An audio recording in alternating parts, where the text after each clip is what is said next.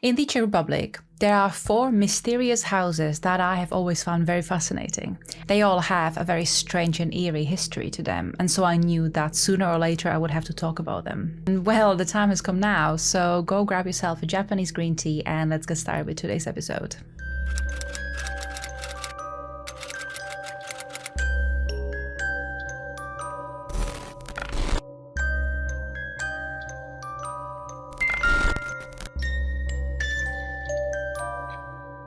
Some of you might be familiar with the Island of the Dolls in Mexico. There are hundreds and hundreds of dolls that are just creepily hanging from the houses and local trees. But what if I told you that there is a place like that here in Europe? In a small town of Rváčov in the Czech Republic, there's this old house where its owner, Lubomír Votava, has created a truly bizarre and eerie spectacle. His house, where Votava also resides, doesn't even look like it has walls anymore. Instead, over 1,000 dolls are either hanging or have been attached to the walls and trees around it. And I know what you're thinking, this must be the works of some strange old man who has completely lost touch with the reality, but you would be wrong. Votava is actually an ex-bodyguard and assistant to a high-profile Czech politician. And during his duties as a bodyguard, he ended up attacking a TV reporter, and as he fled the scene, he was then marked as wanted by the state. He managed to barricade himself into one of the parliament buildings and he actually locked himself up there for 10 days, after which he was caught and taken into custody. But these days, Votava has fully put that life behind him and only focuses on his dolls. He knows that to a lot of people, his house must seem really menacing and strange, but they also find it really fascinating as tourists just keep pouring in. And many have wondered if his collection has actually something to do with black magic, like voodoo. But to Votava, the true use of these dolls could not be more different to that. He explains that he's never found these dolls to be creepy, he actually finds them to be quite soothing. And apparently they provide him with positive energy as he thinks of them to be more of a medium. He became fascinated with dolls when he was just a child, as his aunt kept sending these dolls from abroad to his mother during the war. She would then place them up in the attic and Votava would later find them there and just start admiring them. And so now, every time he picks up one of these dolls, he looks it in the eyes. And apparently he can see the child that used to play with it, even if this was 100 years ago. Votava thinks that each doll still contains the soul of the small owner inside it, and so he continues collecting these and taking care of them. He usually leaves them up hanging around the house or his garden, so they can be exposed to sun as well as the rain. And he doesn't clean or polish them so that they don't lose their magic, but if one of them seems to be too battered by the weather, he takes it inside the house and places it up in the attic to rest. And even though Votava has over 1,000 dolls, he still continues to grow his collection.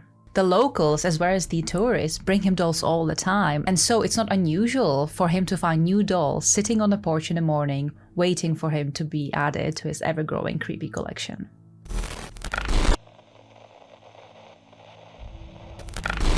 Not too far from where I was born and lived in Prague stands this 3-story tall house. Now, just by passing by it, you wouldn't think that there was anything strange about it or unusual about it, but once you start looking into its history, a few things pop up. The house was actually unoccupied for many years until 2004, when a wife of a popular politician at the time decided to buy it. The plan was to turn it into several flats together with the house next to it. But the woman changed her mind in the end and decided to sell it on.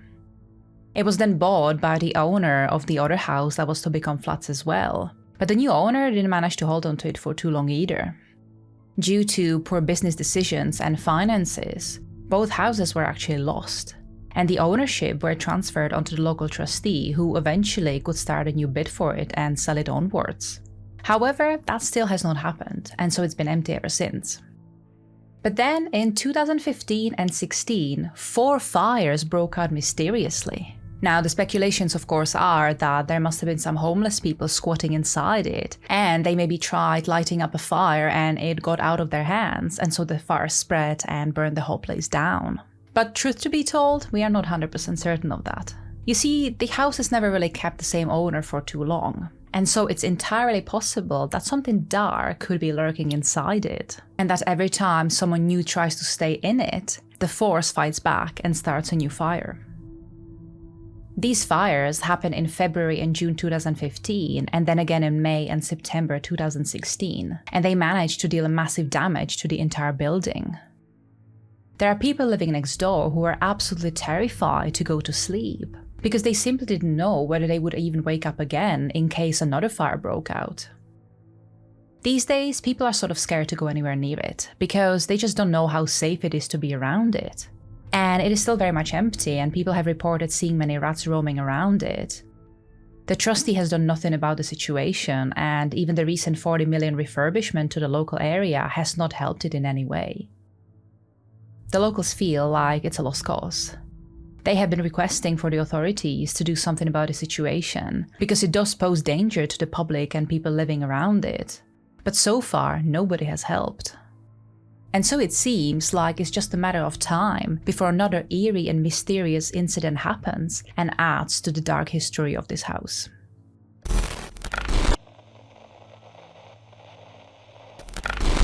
There is a popular Czech TV series that aired between 1975 and 80, and even I remember watching it on repeat. And one of those stories they covered is actually loosely based on the story I'm about to tell you. And it's actually not just a house that is really well known, but also its well.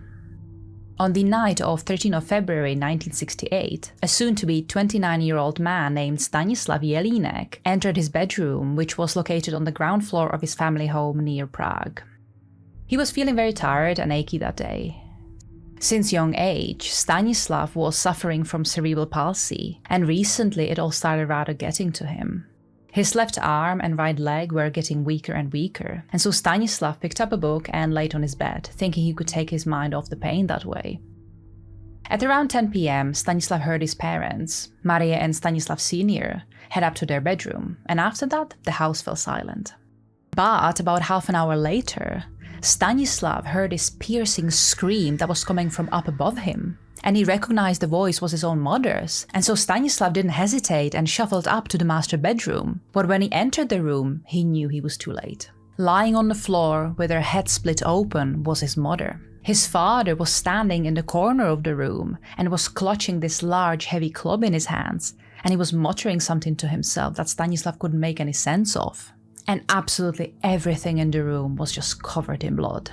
And so Stanislav tried turning around and rushing out of the room, but then his father grabbed him and pulled him towards him, and he whispered in his ear that there's still so much to be done. He then led Stanislav down into the garden and ordered him to cut down all the trees. Now the young man was really shaking because he didn't know what was happening to him, and he really liked those trees, so he didn't want to do it. So instead, he decided to peel off the bark of all of them. And in the meantime, his father went back into the house and started a fire. Then, when he returned to the garden, he grabbed Stanislav by his waist and threw him into the well. Now, Stanislav didn't really fight this because he was still in a complete shock, and miraculously, the fall didn't kill him. And so after a while, when he kind of got his bearings back a bit, he started climbing the walls of this well. And when he was about halfway up, completely out of nowhere, something just plummeted him down. It would turn out that that thing was his father, as he also jumped into the well because he wanted to kill himself, and he took Stanislav down with him.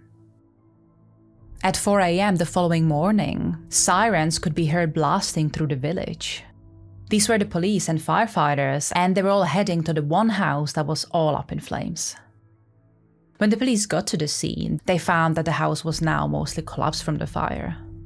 They rushed into the garden and saw that there was blood marks all over the well, and so they decided to look into it, and that's when they discovered the dead body of Stanislav Sr.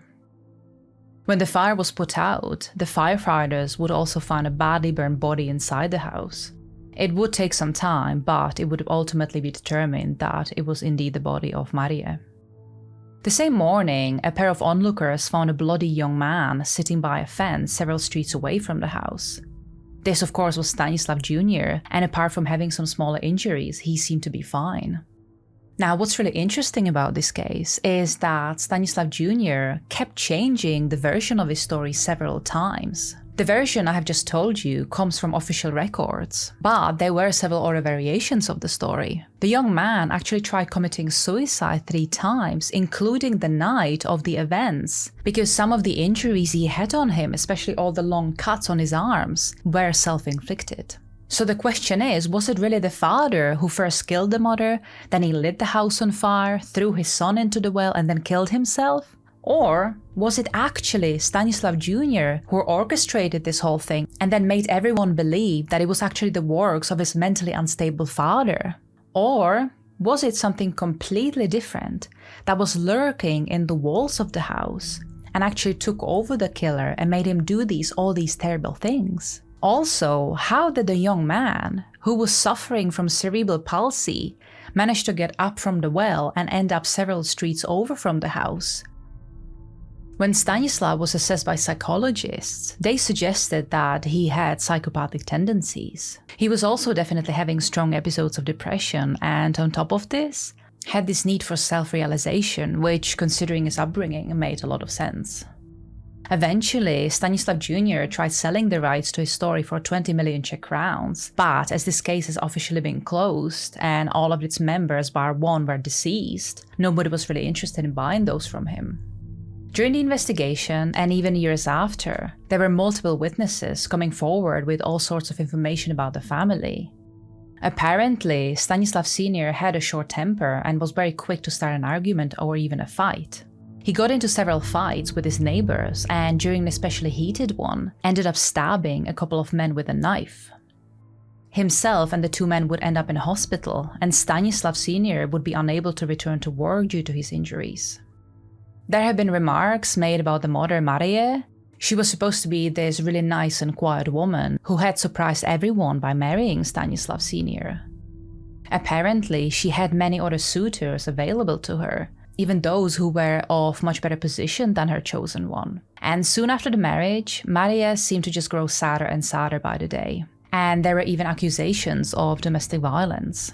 She was also forced to leave her job and stay home just because her husband apparently wanted to have her under his control at all times. Their life did get a little bit happier when their first and only child was born, but then, as he was just 4 years old, he got this life-altering diagnosis. And so both parents tried their best to support Stanislav Jr. as much as they could, and the boy actually did continue to flourish as he was extremely smart and did really well at school. But they also kept a very close eye on him, and built this 3-meter-tall wall around the house that sort of cut this little family from any interactions with their neighbors. It is also said that Stanislav Jr. never really had any friends because of this, and that people generally avoided visiting the family. And despite of all of this, Stanislav Jr. ultimately got his engineering degree and started working in a lab. But this story has one more chilling twist. Before any of these events took place, Maria's sister had actually this eerie and sinister dream. She saw Maria being killed with this heavy blow in her head. She even recognized the killer. Standing over the corpse was her own brother-in-law. He then proceeded to start a fire, which would ultimately burn her body as well as the whole house down. Today, the house is still standing and has been completely renovated. The well itself has been filled up and new trees have been planted. The story itself has been actually revived since the 80s again in a recent production called The Well, which included one more detail that was omitted from the first version: the family dog.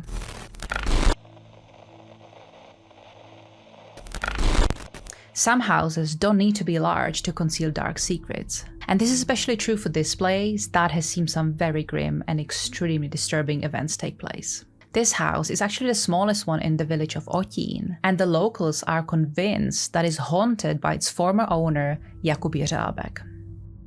In May of 1945, Jeřábek just got home from the fields. He worked as a farmer, and so most of his days would be filled with backbreaking work. So, with his days being usually pretty busy, Jeřábek always looked forward to coming home, and that afternoon was no different.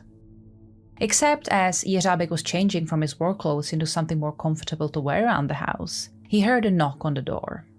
He sighted, got up and walked over to the front door. And when he opened it, he froze on the spot. Right in front of him were a couple of Red Army soldiers with guns pointing right at him.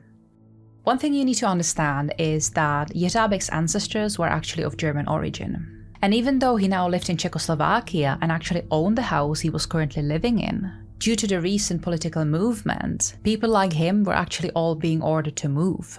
And this move wasn't temporary. You had to move now and never come back. The house would be then given away, and even the family would be prevented from buying it back even if they wanted to.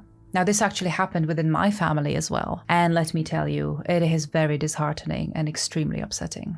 And so there was Yerabek looking into the eyes of these soldiers, trying to understand the situation. He didn't really keep up with the news or the political movement, so he probably wasn't aware. But either way, the two soldiers just ordered Yerabek to get his things and get out of the house. But he just refused to go.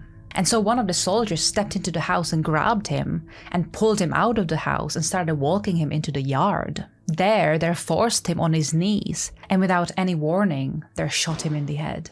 As Yerabek's body hit the ground, the two soldiers picked up 2 shovels and they started digging a hole right in the middle of the yard. And then they picked up his body and threw him into the hole and covered it up with the freshly dug up soil. It wasn't until 10 years later when Yerabek's family were actually allowed to enter that yard.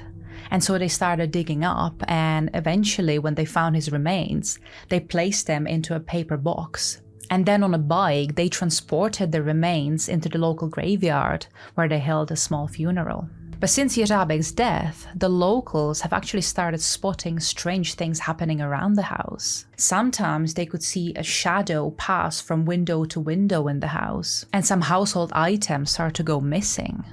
And so rumors started to spread around, and everybody believed that the house was actually haunted by the ghost of Yerabek, who now was waiting to avenge his death. On one night in November 1991, an 18-year-old local man named Martin decided he would break into the house and steal some valuables. And so he crept by the low wall only to find one of the windows to be cracked open. Martin pushed the window in and pulled himself over the sill, and in just a few seconds he was standing in a small living room of the house. But as Martin was looking around the house for something to steal, the owner named Stanislav returned home unexpectedly. When the teenager saw Stanislav, he panicked, and so he grabbed the pickaxe that was propped by the wall, and he started savagely beating the old man with it. Stanislav tried calling for help, but there was nothing he could do. The attacker was so much stronger than him. And because the man was still in such state of shock, he just couldn't do anything to save his own life. And so a few moments later, Stanislav's body went limp and he hit the floor and died right there in the pool of his own blood. Martin managed to grab a radio and some spare change that was lying around, and then he fled the scene. He would be ultimately caught and sent to prison for 12 years, but then he actually ended up moving back to Otin, where he continued to live. Not too long after this, the daughter of the killed man actually moved into the house with her own family, her husband and their 4 kids. And at first, the family was doing okay, but soon enough, some cracks began to appear. Not only was the marriage starting to go sour, but also the family actually reported hearing all these strange footsteps around the house, as if something dark and eerie was walking around, creeping them out. A couple of years later, in 1993, the couple actually ended up having this massive fight because the husband thought that his wife was cheating on him. And so he walked over to the bedroom where in the nightstand he had his 7.65mm gun. And so he retrieved it and walked back into the living room and just point blank shot his wife. And then he actually turned the gun at himself and fired one more shot straight through his brain. And so the ghost of Yerabek claimed 2 more souls for himself. The bodies were actually found by their 16-year-old son Jindřich, and it seems like he's never really recovered from it. Jindřich would actually end up committing crimes himself, and after he came back from jail, he moved back into the house with his sister, her husband, and their daughter. But even then, the family would not live a happy life. Jindřich started terrorizing them and even put a knife and a gun to them. At that point, the police was called and he was taken back into the jail. Now, according to the local priest, the curse of the house had actually not been broken yet, and he still says that this house has a very eerie and sinister aura to it. As of 2018, the family have been really struggling financially, and so they keep stealing from their own neighbors. And because of the family situation, the neighbors just let them and they don't really do or report anything. And so the toxic circle continues.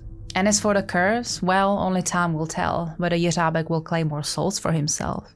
But for now, the house remains quiet. A huge thank you to everyone that was watching today. I really appreciate your time, guys, and look, if you're still not subscribed and you enjoyed today or any of my other videos, honestly, you would do me such a massive favor if you did subscribe. All of these interactions really tell me that you want me to create more, and they really keep me motivated as well. I'll shut up now and I'll see you next time.